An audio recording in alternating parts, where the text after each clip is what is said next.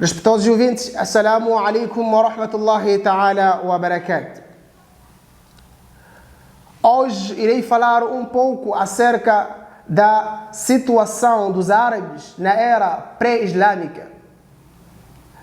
Portanto, com a vinda do profeta Muhammad sallallahu alaihi wasallam, desapareceram as trevas da ignorância e se destacou o monoteísmo, a ciência, o conhecimento, a verdade e a justiça.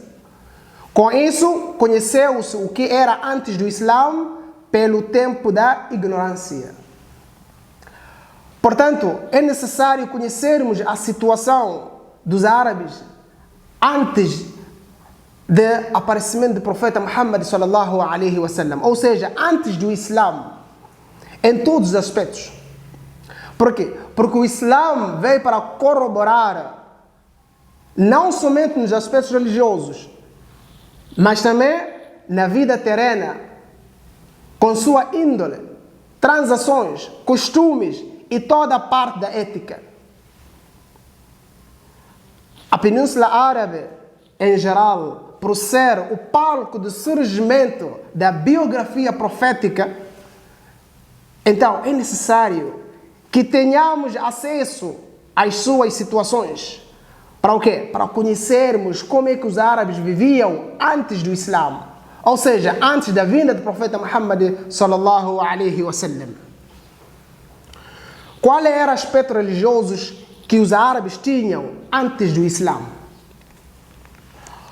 Portanto, a maior parte do povo árabe eram politeístas, adoradores dos ídolos.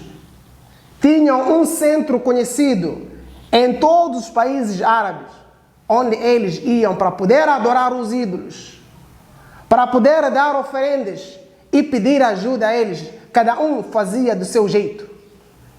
Nenhuma região dos países árabes que se salvou desta idolatria, inclusive a cidade de Meca. Havia um grupo de judeus que se concentrava na região de Medina e em Khaybar, incluindo Taimia e Fadak e o deserto de Al-Qura, que se formava uma congregação significativa. Portanto, assim como também existiam indivíduos em grupos conhecidos como libertados dos escravos, as suas origens não eram conhecidas muitas das vezes como uma origem árabe. Em vários centros de civilizações, esses grupos diferentes, compostos pelos árabes, judeus e libertados, também contribuíram na biografia profética sem exceção. Portanto, enquanto o cristianismo no seio dos árabes era como outras religiões que já tinha se tornado idólatra, adoravam Jesus, enalteciam e glorificavam os seus pastores e sacerdotes e preferiam suas palavras que de Deus. Portanto, então, qual era a vida social dos árabes na era pré-islâmica? Ou seja, antes da vinda do profeta Muhammad sallallahu alaihi wasallam.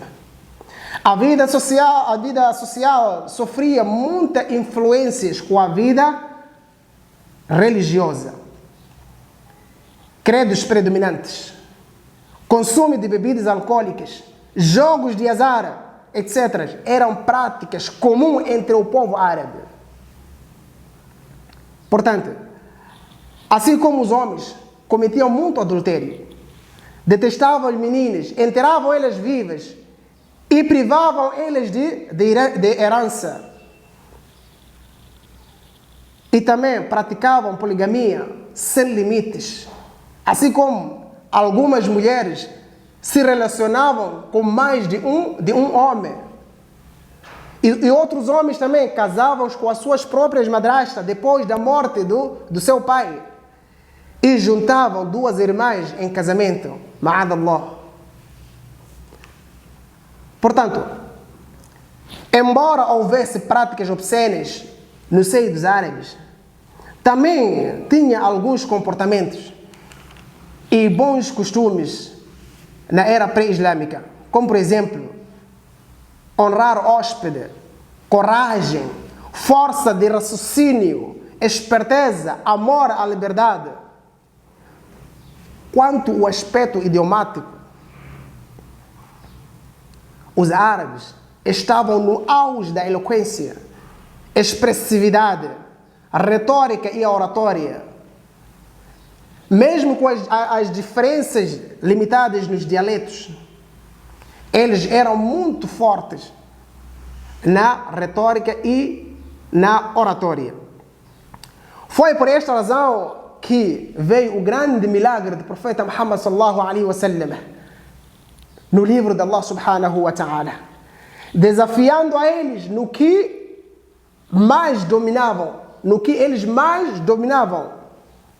Por quê? Porque também a retórica e a oratória do profeta Muhammad sallallahu alaihi wasallam era muito forte.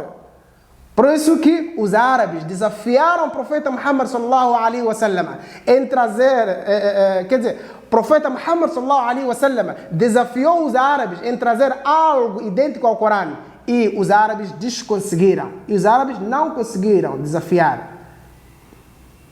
Como vê no livro de Allah subhanahu wa ta'ala, no Surah de Bani Israel, onde Allah subhanahu wa ta'ala diz: Bismillahirrahmanirrahim.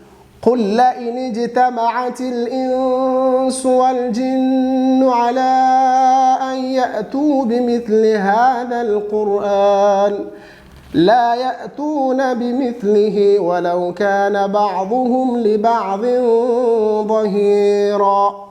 Allah subhanahu wa ta'ala diz, ó Muhammad, mesmo que se reúnem todos os seres humanos e todos os gênios para poderem trazer algo idêntico ao Corão, jamais trarão algo idêntico a ele.